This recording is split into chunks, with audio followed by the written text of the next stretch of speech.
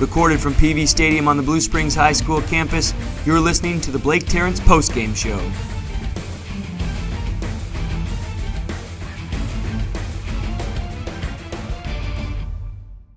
Welcome to PV Stadium, where we will start our last post-game show for the 2013 Wildcat season.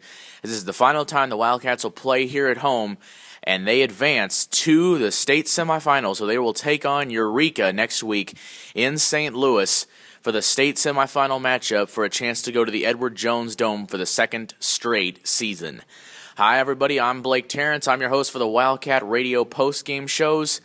Tim Crone, Darius Shepard, and a coach from down on the field will join me coming up as the show progresses. But, folks, I just can't tell you what kind of game took place here tonight. Wildcats and Lee Summit, a rematch of a game that was 49-7 in favor of the Wildcats just a few weeks ago, the last game of the regular season. That was Lee Summit's only loss. And then Lee Summit wins out again, advances to the district finals, fighting for the right to go to St. Louis. And the Wildcats win 63-21. You heard me right, 63-21. 9 touchdowns scored by the Blue Springs Wildcats. And as impressive as the offense was, they had 384 yards. They did not account for all those touchdowns. Carlos Davis scored on a fumble recovery. Elijah Lee blocked a punt and recovered it for a touchdown. And we had also a interception return for a touchdown. So it was a pretty incredible special night.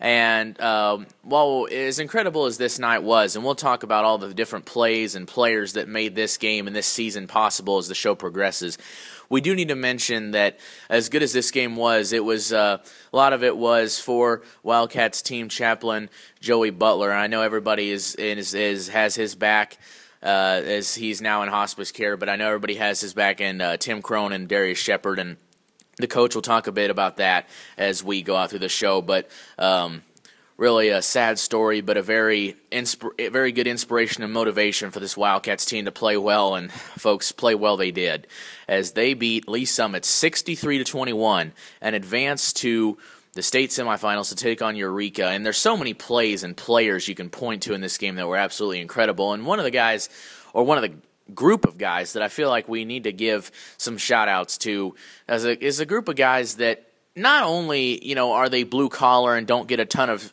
fame because they don't have many stats to represent them, but this offensive line of Nathan Weddle at left tackle, who has been absolutely tremendous, not even actually starting at the start of the season as a junior, has been absolutely incredible. You had Trayvon Allen at left guard, Trayvon Warmack, Dalvin's brother, at center, Colton Higgins at right guard, who also did not start the season, and then Jordan Benson, the senior right tackle, has kind of been the catalyst and the leader of this O-line. And they've been absolutely dominant all season. They've established incredible chemistry. As I said, they weren't together at the start of this season, but they came together as well as any team possibly can, and this has been absolutely incredible. And I really feel like I want to give a shout out to a lot of those guys, as well as our defensive line, which dominated tonight as they have all season. So give a shout out to all of them. Incredible season for them, and let's hope they finish it strong in the last 2 games of the season as they'll move on to play Eureka and then hopefully to the Edward Jones Dome to play in the state championship game. Well, we'll talk about all of this with Tim Crone, Darius Shepard, and a coach from down on the field as the show progresses. Stay tuned to the Wildcat Radio postgame show. I'm Blake Tarrants.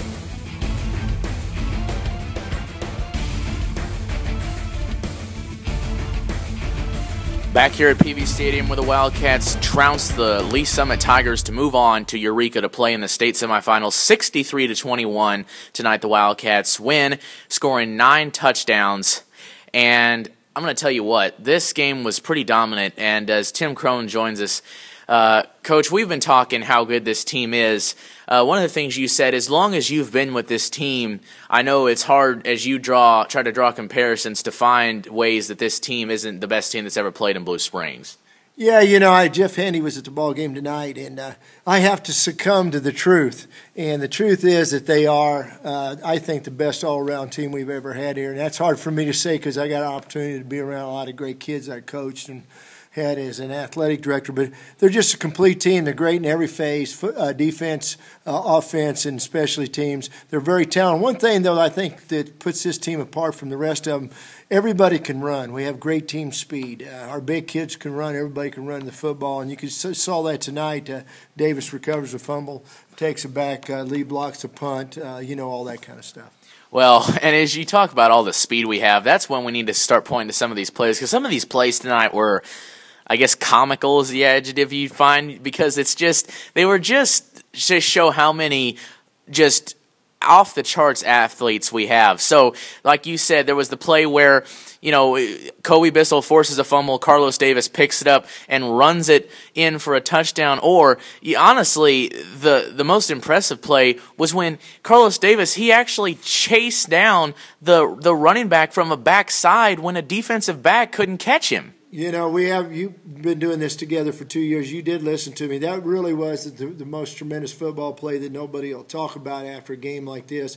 That took great athletic ability for a big kid to run the play down from the backside and to hold him to a 4-yard gain. It was just really amazing. I was screaming about that during the broadcast, and you're exactly right. They're very talented, but it is a team effort. Coach Donahoe's done a good job of keeping them corralled and playing within themselves, and their goal is to win the state championship. And, next week will be another step in that direction.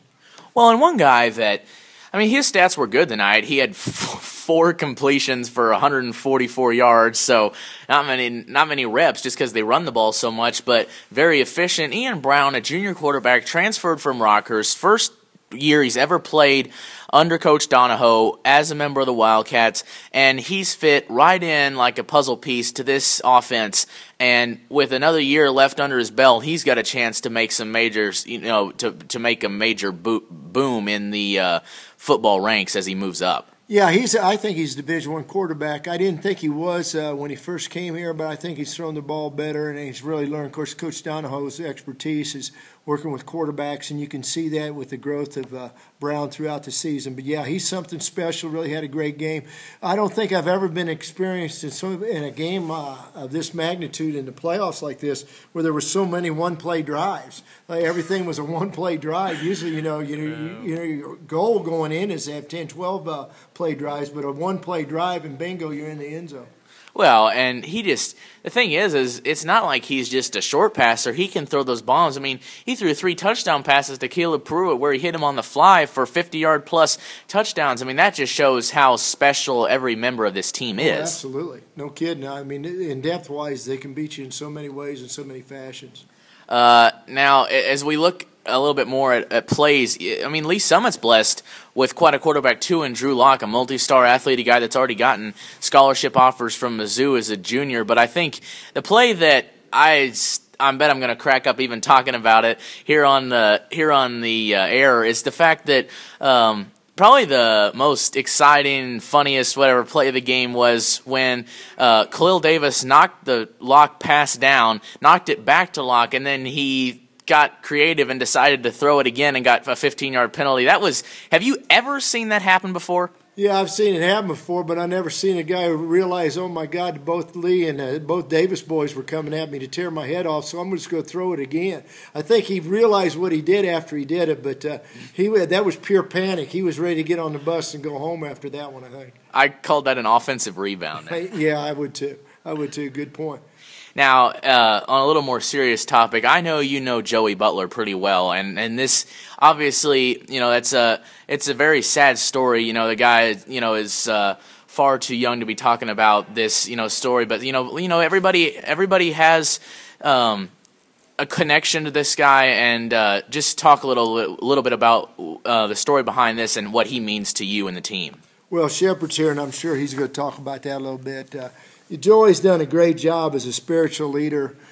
He first came on when I was activities director, and he's done a lot for the football program. He bleeds purple and gold, but more importantly, he's really done a great job of teaching all the young people in Blue Springs life's lessons in a positive way. And our prayers and thoughts go out to him and his family in this time of need. It's a tough situation. I'm real proud of the football team. I talked to Kelly last night. I was out to dinner with some friends, and he told me that the guys had went over, and I'm sure Shepard's going to talk about this a little bit, and saw Joey, and I'm going to save that for him. But, yeah, our prayers go out with him and his family, and I think everybody knows what he means to Blue Springs and Blue Springs High School football team.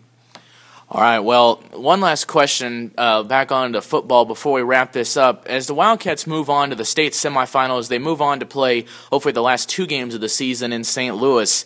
I don't think anybody's got any issues this now about whether this team's capable, and I would think nobody has questions about whether this team has the moral or mental ability. But just obviously you got to play to the very end. So what do they have to do in this next game and hopefully these last 2 games to make sure they can do history and take home their 2nd straight state championship? Really, football's a simple game, Blake. Just do what they've been doing all along. And that's where I really give the kids a lot of credit. They got a lot of talent, but they've been really solid both in defense and specialty teams and offense. And as long as they play within their game, and like I said, Shepard's going to talk about this in a second. I think they all realize they have the capability of being the first time in a public school in the Kansas City area in the history of football in the state of Missouri to be a back-to-back big class champions, and I think that's their goal.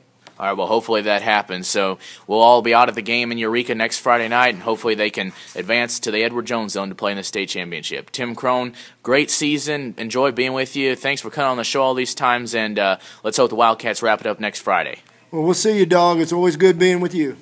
That is Tim Crone. Darius Shepard is up next on the Wildcat Radio Postgame Show. Stay tuned. We are back here live at PV Stadium where the Wildcats win over Lee Summit 63-21 and advance to Eureka to play Eureka for the right to move to the Edward Jones Dome and play in the state championship game in 2 weeks over Thanksgiving break. And joining us now is a receiver, DB, punt returner for the Wildcats, one of the senior leaders, Darius Shepard. And, well, Darius, that was, like I was talking to you just before we came on the air, that was about as of a complete team victory as you can have, wasn't it? Yes, sir. We got over it all around the board. The offense did well, defense did well, special teams did their part, so it was a good team win. Yeah, and you talk about how complete this team was, and you're a guy that kind of gets a unique perspective because you get a role on every side of the ball. You play receiver on offense, you play DB, and then you return punts. So I guess how does that affect you that you're on the field constantly? Does that help your focus? Yeah, knowing you're going to be on offense, defense, special teams, you really want to, lock in, make sure you know the play because, you don't want to get confused with offense and defense.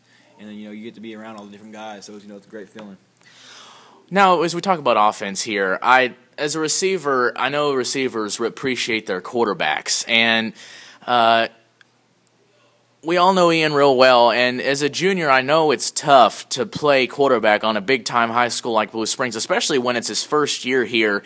And I was talking in the last segment how he just came here from Rockhurst and just fit in to this offense, into this team about as perfectly as you can. I mean, how about the season he's had? Yeah, he came in, has done a fantastic job. I think he was a diamond in the rough, came out here, he's worked really hard, and it's really paid off on the field, and you can see how great a player he is. Well, and then as we've talked about in the press box and on these shows throughout the season, this offense is just so loaded, and I know that makes it easier on every single member of the offense when you know that no person has to do everything. That if he throws it and it's not coming to you, it's coming to Caleb or Kobe or Elijah or anybody, that they've got just as much potential to make a huge play. I mean, I'm sure that just makes it easier to play as a team when everybody can just make the play of the game at any time. It really does. We all have each other's back out there, and every time we go out, we're looking to score, and we know we're gonna get that done. And then on defense, I've talked about it with Caleb several times. As a DB, I know that makes your job a ton easier when you've got a front four like ours has just absolutely crushed offensive lines and quarterbacks all season. I know that makes the DB's job a lot easier, and it makes the game plan a lot simpler for you, doesn't it? Yeah, man, sometimes you got DBs back there covering for, all day long, but with those guys, they about 2 to 3 seconds, and he's sacked or he's throwing the ball away for us to make a pick. And as we look at this front four, the amazing thing is that all those guys seems like all of them are juniors except for Elijah. So, and with the depth that we have, that front four won't miss a beat coming into next year. Mm-hmm. Yeah, next year they're going to be really dangerous. They're going They're going to get stronger, faster, and it's going to be crazy. Now, as we move on a little bit from football here for a second, you were in here when I was talking with Tim about it, and I know how close you are to him and his family, but I know what Joey Butler means to this team. I know the team chaplain is a guy that, a lot of just casual football fans may not know much about him, but he means a lot to the players and to the people that are close to the team as members of the school. So tell us a little bit about what Joey means to you and then just to the team as a whole, what he does for you guys. Well, Joey's a great man. He's made, a huge impact on my life. And, as far as the team, he comes in here and does more for us than, anybody out there. He spends a lot of his time, just with us when he can do whatever he wants. He's been going through a really difficult situation. And, with all that, we really have our thoughts and prayers out for his family and all that. And, Joey's a great man. Just what's going on, it makes you really think, you want to live life better and, do more for yourself and others. Now, as we move on a little bit of football like I did with Tim last segment, just before we wrap this up, obviously I think any concerns that you may have with the football team have kind of been addressed. We know how talented we are. We know how well we play together as a team. So, as a senior leader on this team, you want to finish your high school career strong. You've got to play Eureka next Friday night, and you win that game, that gives you a berth in the state championship game for the second straight year, which would, by the way, give you a chance to be part of history, to be the first, Kansas City school ever to win back-to-back state championships. So, as a senior veteran leader on this team, what are you thinking? What's your plans? What are you telling your younger teammates as you move into the home stretch? Well, it's a really exciting time right now. We have to stay focused. I think, the bigger the stage, the bigger the opportunity for us. And when, the lights are on us, we're going to perform well and shine. So we're just going to, we got to stay level and really get after it this week. Yeah, and that's one thing I've noticed, just to wrap this up, is that you mentioned the bigger, I think you said it perfectly, the bigger the stage is, the bigger the opportunity is. And we see that in every aspect of this game. As we move, as we watch, when you see us on offense maybe get called for a holding penalty or even a personal foul or something, and it gives us 1st and 20, 1st and 25.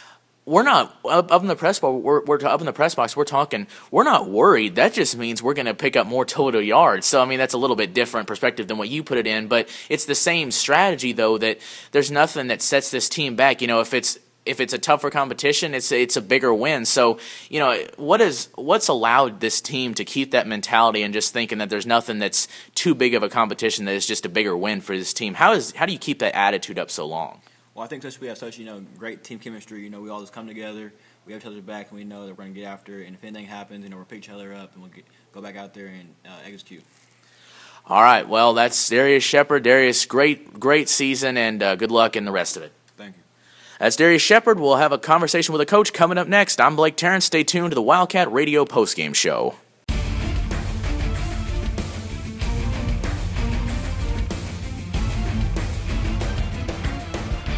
We are back here at PV Stadium where the Wildcats triumph over the Lee Summit Tigers 63-21, winning the district title and moving on to take on Eureka in the state semifinals next Friday night for the right to go to the Edward Jones Dome for their second straight state championship berth. Joined now by the defensive line coach, Coach Hogravy, he and Coach Pajinski, who I had on the show earlier this year. Team up and coach the defensive line. And, Coach, before we talk about anything that's happened so far this season or tonight or in the future, I know everybody talks about Dalvin Womack and how he should win the Simone, but as far as just a group of guys, you've got quite a group to coach, don't you? Well, I'll tell you what, Blake, I don't think I'll ever have a group like this again. So, every day I think Poe and I go out and we really enjoy ourselves and we try to take it all in because this is an unbelievable group and it's a really special group to be around. Well, and you mentioned how you may never have a group like these guys again, but as far as having them again, you'll have them, most of them next year, except for Elijah. All of them will be back and even stronger in their senior year. So that's pretty special considering the fact that most of our D-line, which has probably been the biggest stories as far as just as a group goes, are juniors. Oh, yeah, don't get me wrong. We know what's coming back next year, and we're really excited. I think we know the Davises are going to get better.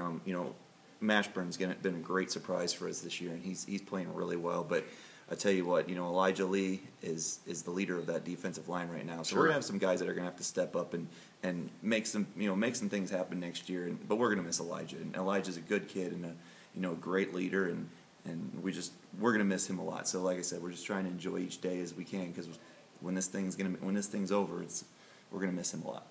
And defensive line made quite a few plays tonight as Elijah, that was on special teams, but with a block punt, and then Carlos recovering a fumble, running it for a touchdown on the one play where he chased down a running back from the backside when a defensive back wasn't quite capable of getting him. That just shows how versatile and how talented these defensive lines are, and how they've got that rare combination of size and speed.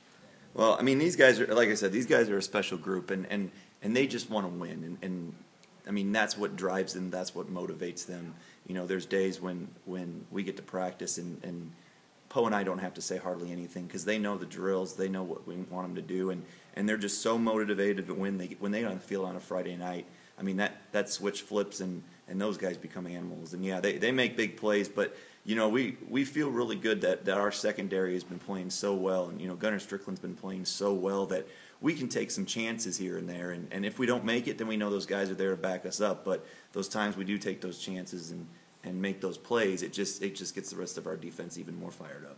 Now, as we move on and talk about the team as a whole, you mentioned how much the defensive line wants to win, but I think that's just so the thing. It's not only the defensive line. The thing about this team is that they've just got so much talent at every single position. That's why we're undefeated. Is just there's no team that's been able to match our manpower because of the talent we've got at every level of the field. So, just as the team as a whole, I'm sure that it's pretty special to coach a team that has the talent and the depth that this team has, as well as the chemistry. Well, yeah, and I think the big thing about this team is there's been teams that have gone through this program and have had great Division I athletes, but I think the thing that sets these guys apart is, we got a lot of great players and they make plays sometimes, but what sets these guys apart is these guys commit themselves to each other, and I think that is just absolutely the biggest reason that we're sitting right here, right now in week 12, getting ready to move on, is because these guys came in December and January, and they said, winning one wasn't good enough, and we're going to commit to each other. It's not about, we got Elijah and Pruitt and Dalvin and, all these guys that are D1 guys, and sometimes you see those guys in their senior year kind of throttle back a little bit because they got that scholarship. They know they're ready to roll. They're kind of looking forward to the next challenge, but I mean, these guys, you don't see that at all, these guys, and they're going to enjoy it at some point. They're going to start looking ahead, but we're confident that those guys, there's nothing more important right now than winning a state championship for each other, for these coaches, for these fans, and obviously for Joey Butler. Well, as you mentioned Joey Butler, that's a great segue into that conversation. I know that regardless of your religious beliefs or whatever, that a guy like that is a huge inspiration to the team, and it's obviously a really sad, heartbreaking story, but it's at the same time it's inspirational. And I was there for the little ceremony you guys had down on the field for today, and just as Gunnar Strickland led that, as emotional as he got, and Coach Marble talked, that just shows how much of an impact he has on this team. So talk about what he means to the team, and then maybe how he's affected you personally, just as a coach on this team. Well, I think I saw it last night when we decided for our walkthrough. We were going to get our walkthrough done, but then instead of coming in and watching film and doing some meetings that we tend to do on Thursdays, that it was more important to let these kids go, and anybody that wanted to was invited to go see Joey. I know it's hard for high school kids to face this at some point. I mean, none of us want to face it, but I think it's even more challenging for high school kids to face it. And I think there was probably about 35, 40 players that showed up over at the hospice center, and they all went in, and it was really, really powerful because here are these high school kids. I mean, some of them have great, futures ahead of them, and how much this man meant to them personally, and as much as the team, and to see just the tears and the emotions, and it's hard to see those guys as upset as they were, but on the other hand, it was really, really neat to see how much Joey has touched these guys' lives.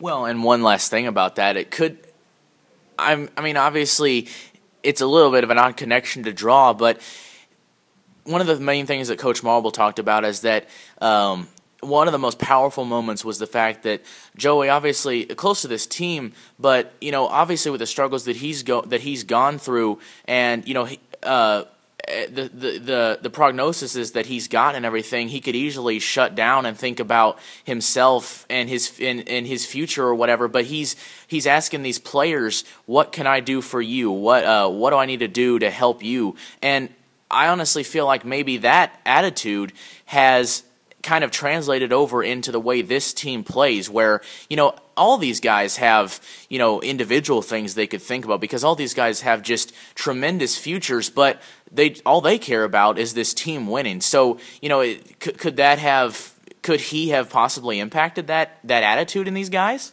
Oh, I think there's no question that he was an impact in that. And you just look at all the things that these kids have in their lives, and the Joey and their parents and their coaches and their teachers and all these people supporting them and rooting them, and all of those things go into a team. I mean, you don't have a team like this without all of those things factoring in. And if you have one or two things that aren't there, that's when you start running into trouble, and you have a divide inside your team and stuff. And so I think, yes, Joey's a huge part of that, and he will always be a huge part of that. And I know the coaching staff is going to sit down after the season and figure out how do we fill that void, because that is going to be a huge void for us.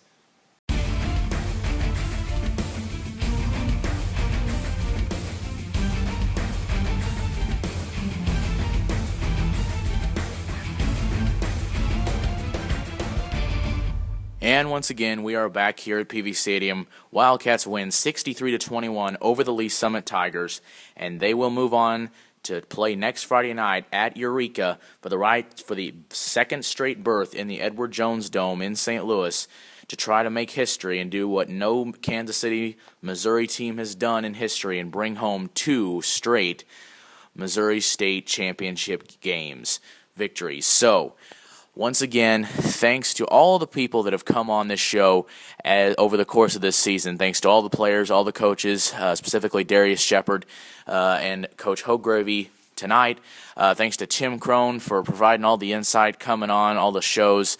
He's been great. And, of course, thanks to Coach Marble for making this show possible, as he has throughout the school year. And thanks to all you listeners who have done a great job of supporting me, and all the people that have made this show possible, and continue listening. And great season for the Wildcats, and hopefully they finish it strong as they move on to play the rest of their season in St. Louis. And hopefully they'll be playing for their second straight state championship trophy in the Edward Jones Dome 2 weeks from today. Once again, I'm Blake Tarrants. These have been the Wildcat Radio Postgame Shows. Enjoy doing it with you this year. Thanks for listening. Good night from PV Stadium.